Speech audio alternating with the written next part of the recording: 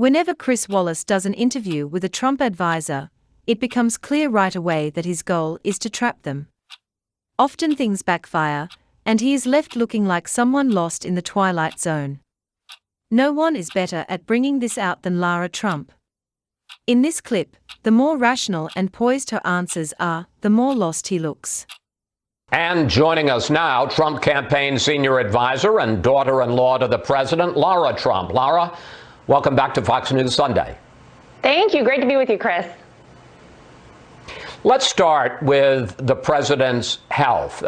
His doctor put out a memo yesterday that said this: he is no longer considered a transmission risk to others. But it doesn't say that he tested negative. Lara, is your father-in-law now free of the coronavirus? Is it gone? Well, according to the White House medical staff, it sounds like that's the answer. Obviously, working at the campaign, we do not conduct any testing on him ourselves. So if the White House doctor says that he is free of transmission, I think that sounds like he's done with the coronavirus. And by all accounts, he should be able to go out, get back on the road campaigning. He certainly should be able to do a debate on October 15th, but we know the debate commission decided against that. They wanted it virtual. But it sounds by all accounts like he is free of the coronavirus.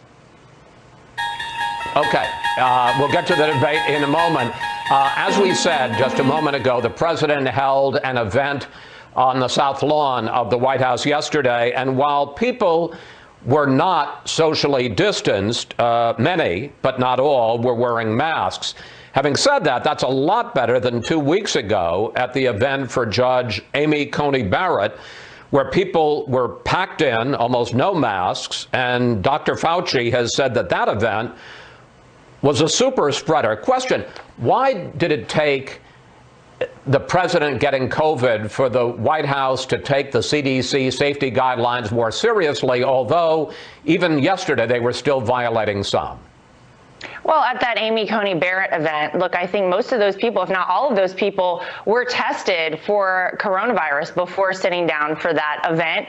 And you never hear, Chris, on the other side of the coin, the fact that we have had in this country since really the height of the COVID days, these demonstrations across America, riots in the streets, peaceful protests, some of them, many of them not peaceful, all across America, but you never hear any concern after these things about those being super spreader events. I have yet to hear one doctor say anything about them. I have yet to hear one media outlet say anything about those. It doesn't seem like coronavirus would have a political agenda, but oftentimes it feels like it does, because those events are never talked about as being an issue. So look, the White House has always followed guidelines. They've always either tested people before they're around the president, or whenever there's not testing available for the number of people that are there, encourage people to wear masks. And honestly, if we all look at this from the same perspective, it doesn't seem right that we're criticizing one event and not another. Well, I take your point about the protests, but that doesn't make what happened at the White House, which, as I say, Tony Fauci says was a super spreader. At least 8 people at that event later came down with the virus, including the president and the first lady. I got to ask you, because you were there, about another event, which was the first debate 12 days ago in Cleveland.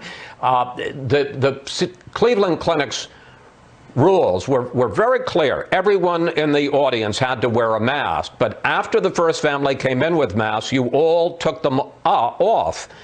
Did you think, Lara, that the rules that applied to everybody else in that hall didn't apply to you? Well, of course we didn't think that. And first of all, I'll say that everyone in there, Chris, was tested and tested negative for COVID, at least in our family, before we even got on the plane to head out to Cleveland.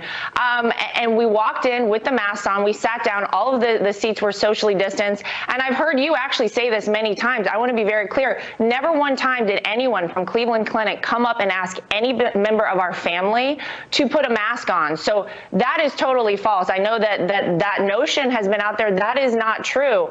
We were respectful to people around us coming in. We wanted to do that, to walk in with the mask on. We sat down. We didn't move from those seats until the very end, until it was all over. And we felt like we were being safe. Those are the same guidelines applied to restaurants. Those are the same guidelines applied to many outlets across America. And the fact that we had tested negative, Chris, I mean, you know, look, we followed the rules that as we thought that they were given to us. Well, I don't want to belabor this. I'm going to move on. But everybody in that hall had tested negative. I had had a test 3 days before. You couldn't get in the hall without testing negative.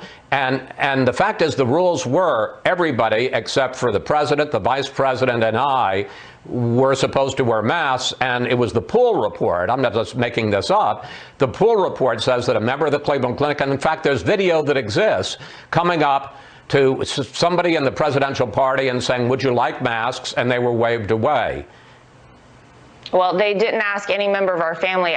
What I understood afterwards is that Colby Covington, who was sitting behind me, had a MAGA mask on, and they didn't appreciate that, apparently. So I think they were coming up to offer him maybe a different mask. That's all I can tell you about it. But never once, Chris, was anybody from our family asked to put a mask on.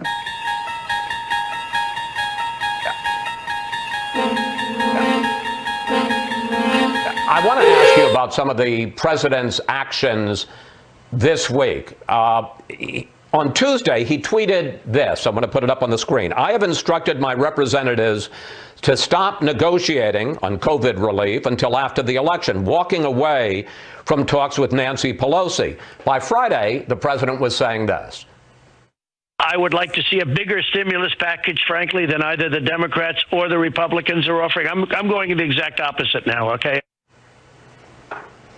How could the president go in 3 days from saying that the top offer was $1.6 trillion to, on Friday, 3 days later, saying he wanted to do more than Nancy Pelosi's $2.4 trillion, which now Republicans are rejecting as far too much?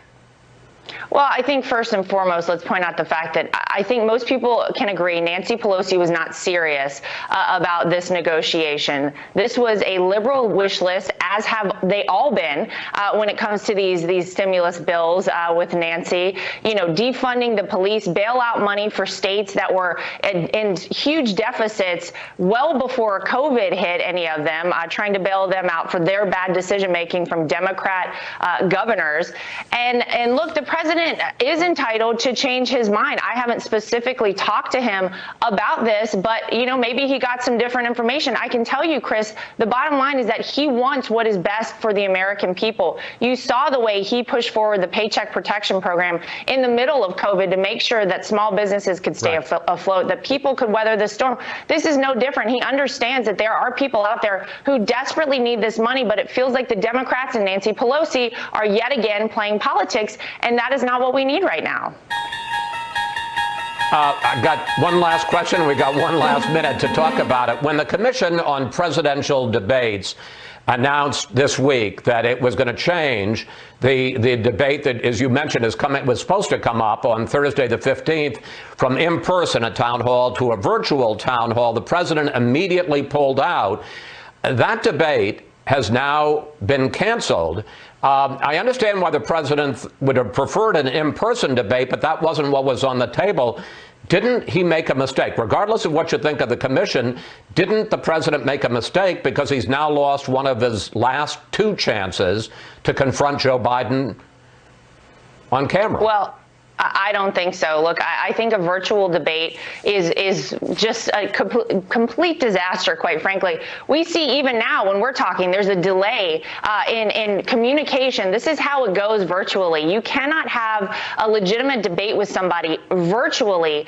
And I know, look, who's to say what happens on the other end of things, what happens on the Trump side, what happens on the Biden side? Nobody knows. These two men should be on stage. There is no reason that they shouldn't be 100% 175 doctors told the New York Post that they think that the president, without a doubt, should have been able to do this. It made no sense. And good for the president for calling it out. Why did the debate commission, Chris, decide early on, no, we're not going to add a fourth debate like the Trump campaign was pushing for, because they didn't want to change the rules, they told us. Now they're willing to change the rules without reaching out to our campaign, made a split-second decision the day after the vice president had a very strong debate against Kamala Harris. It seems a little suspect to people, and I think a virtual debate is an absolute disaster. Good for the president for saying no, they need to be in person.